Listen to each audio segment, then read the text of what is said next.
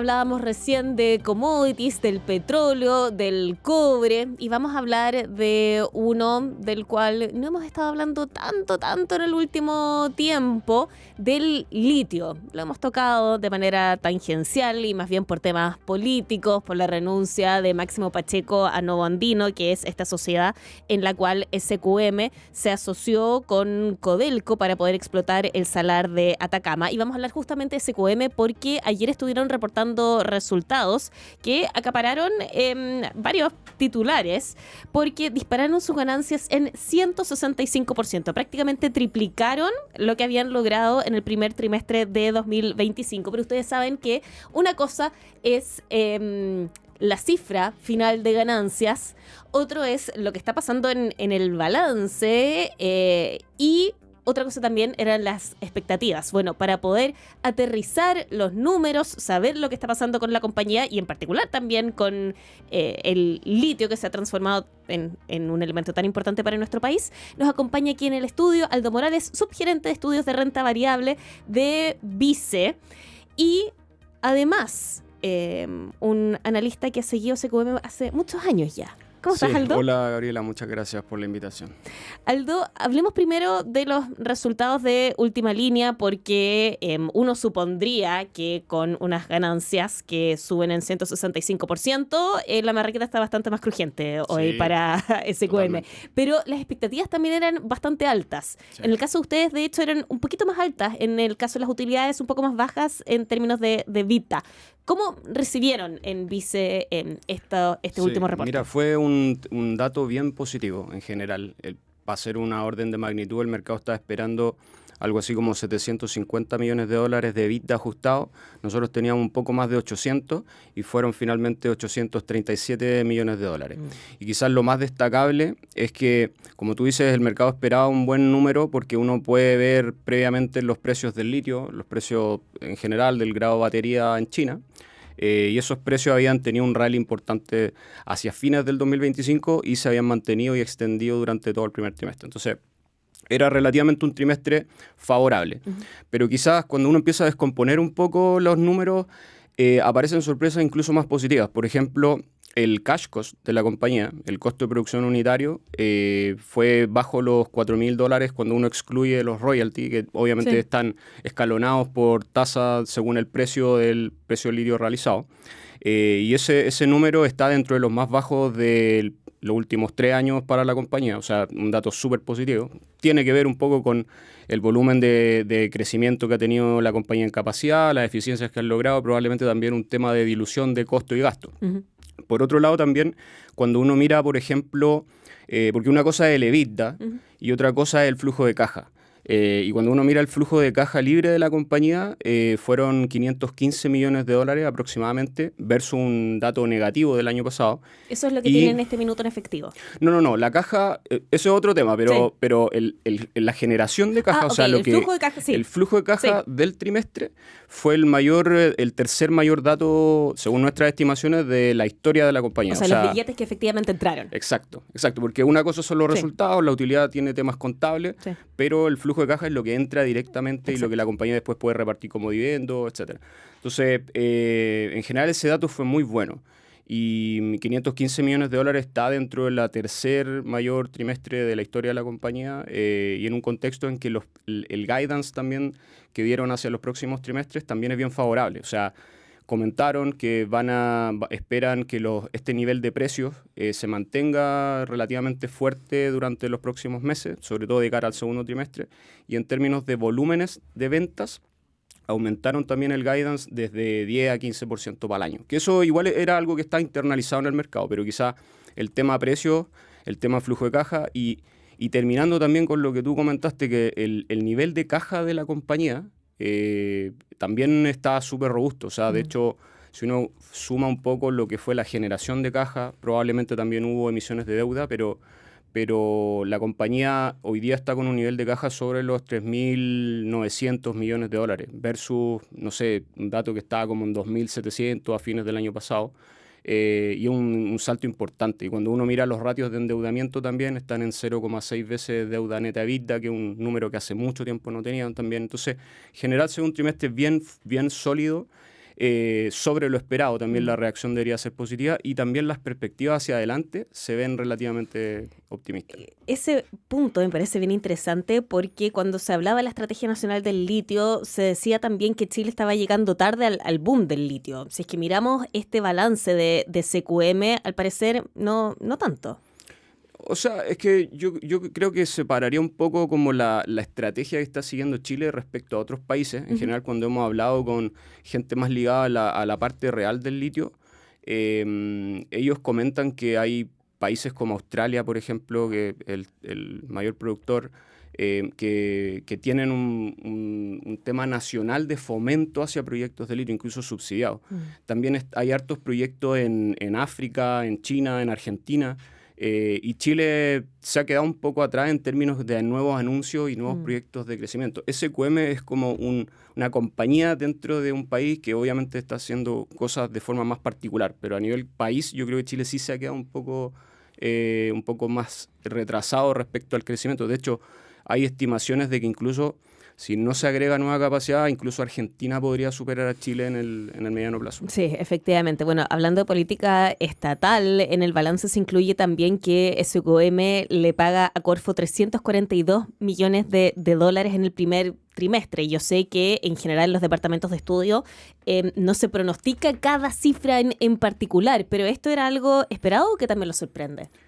No, o sea, nosotros no estimamos cuánto va a ser la recaudación, Sí. pero era sabido en el fondo que Codelco a través de Nova Andino, obviamente Sí. del 2030 en adelante tenía el 50 más una acción y hasta antes del 2030, entre el 26 y el 30, iba a tener algo así como las utilidades correspondientes a 33,5 mil toneladas. Entonces, si uno suma eso, más los impuestos que pagan, impuestos corporativos, Sí. más el royalty, perdón, no es royalty en este caso, es el impuesto específico a la minería y el arriendo a Corfo, son cifras importantes. 530 millones, sí. si se suma todo eso, porque estos 370 y algo que mencionaban eran solamente los aportes de Corfo, pero lo que está pagando Nova Andino fueron 530 millones. Increíble. Sí. Sí. Eso es lo que también yo creo que fue parte del acuerdo. Yo creo que ahí se trató de matizar un poco el tema de la propiedad con todo el know-how que tenía la compañía, porque licitar esto, traer a otra empresa y quizá eso podía demorar mucho más. Claro. En cambio, SQM tiene toda la infraestructura ahí, tiene el conocimiento, la gente y probablemente esto también da un poco también de sustento a lo que se hizo, tratar de apurar un poco un acuerdo quizás como para aprovechar un poco un ciclo que podía ser relativamente positivo Sí. en el corto plazo. Bueno, una buena noticia para Máximo Pacheco, quien hasta el lunes era el presidente de Nova Andino, renunció por ruidos también generados en Codelco, pero bueno, tiene esta cifra Sí. durante esta semana. Pero volviendo al tema más técnico, tú mencionabas el tema de los costos, que también se han mantenido bastante acotados, o que cayeron, o que Sí. fueron más bajos de lo proyectado. Corrígeme tú Sí. ahí. ¿Cómo se logró eso? Sí, eso yo creo que está difícil analizarlo ahora porque lo que uno ve al final es el dato como final, el cash cost unitario, ex royalty, sacando lo que pagan como el tema Corfo, y ese dato está dentro de los números más bajos que hemos visto en los últimos 3 años. Quizás ahí también tiene que ver un poco con que la compañía está tratando de cambiar un poco la estrategia en términos de, por ejemplo, de exportar hacia China o en general producir en otros países, en Australia, en China, y probablemente la salmuera está teniendo otros usos también que no son los más tradicionales inicialmente. Entonces eso también yo creo que puede tener algún impacto en esto, pero de todas maneras posiblemente esto tenga que ver con dilución de costo y gasto. O también hay que ver si es que hay algún tema no recurrente, pero al menos el dato se ve muy positivo. Estamos conversando con Aldo Morales, subgerente de estudios de renta variable de Vice Inversiones, analista también de SQM, que ayer reportó un alza de 165% en sus ganancias en el primer trimestre. Y tú decías que además dieron proyecciones también bastante favorables.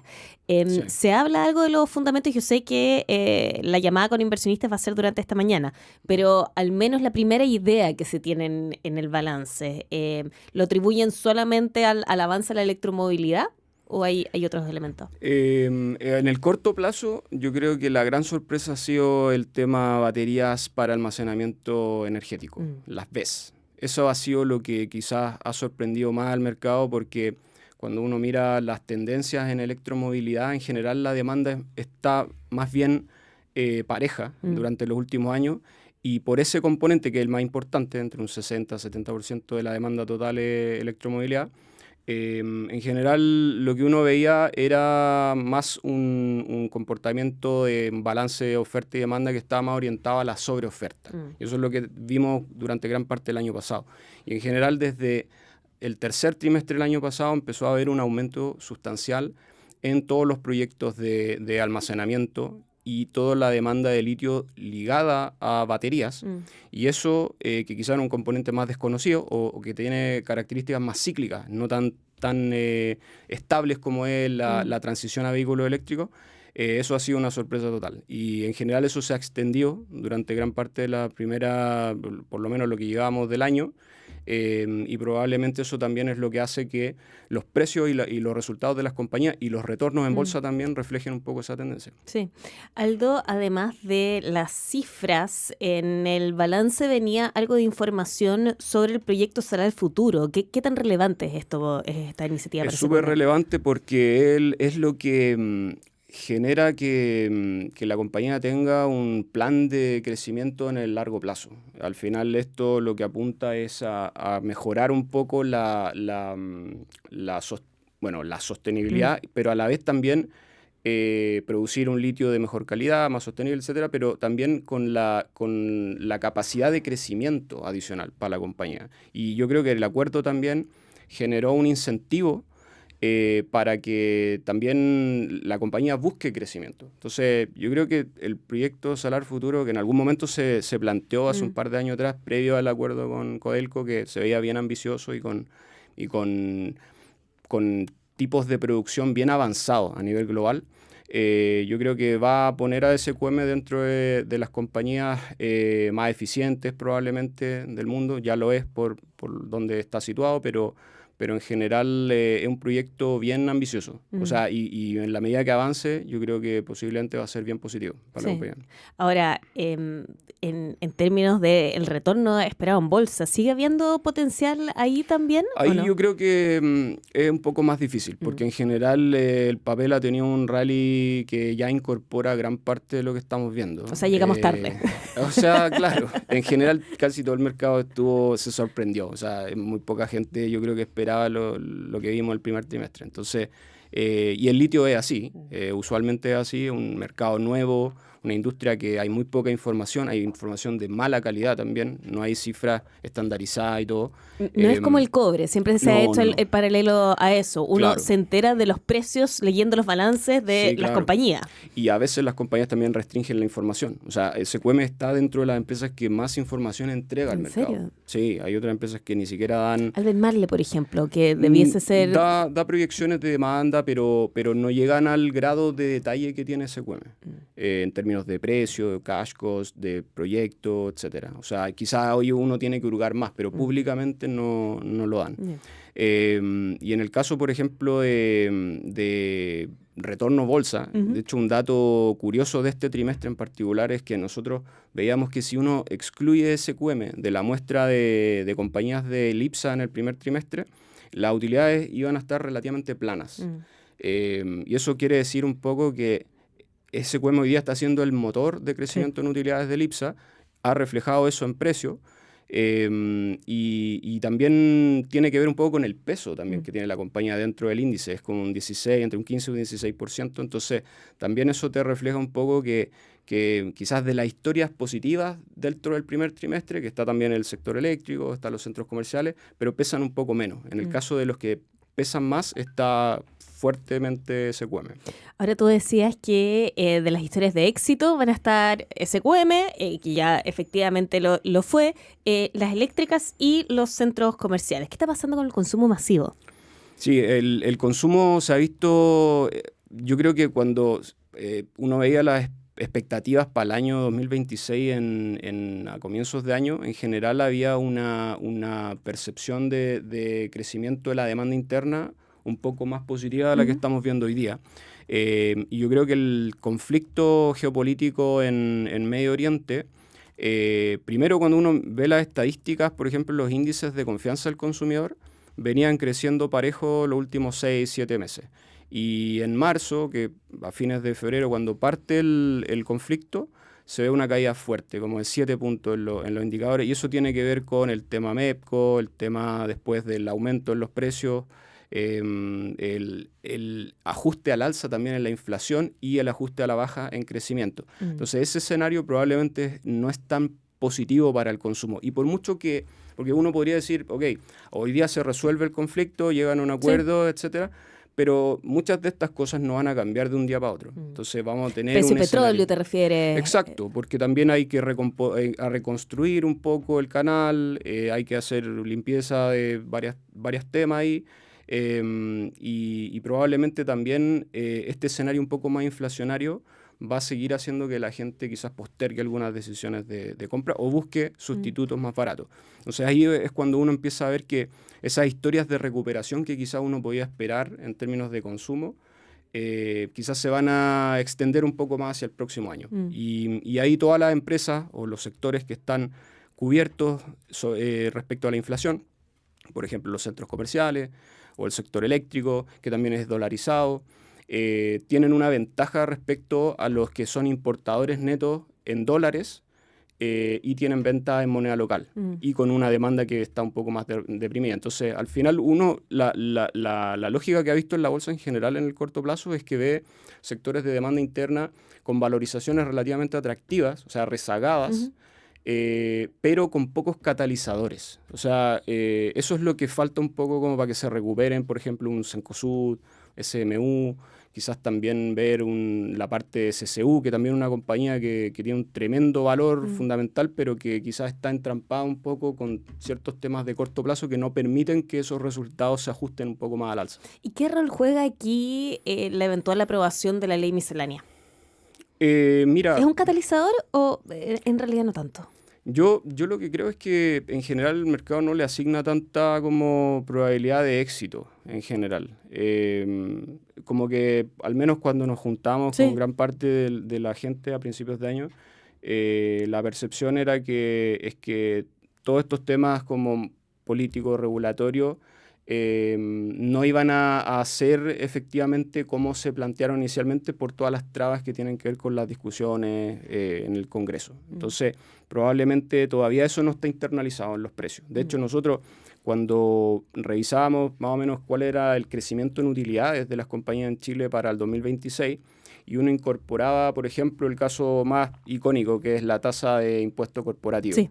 Bajar 4 puntos la tasa de impuesto corporativo generaba un impacto más o menos de 5% adicional en crecimiento en utilidades. Y eso probablemente no está considerado en la expectativa. Y de hecho, otra cosa que también es un poco curiosa de lo que ha pasado en el primer trimestre. Perdón, pero además ese recorte es paulatino. Sí, es paulatino. O sea, estamos hablando como un ejercicio anualizado de menos 4% a cada una de las compañías que pagan impuestos. Entonces, claro, es paulatino, pero en general el mercado preicea un poco eso antes, porque el mercado se enfoca un poco en la utilidad sostenible. Sí. Claro, entonces,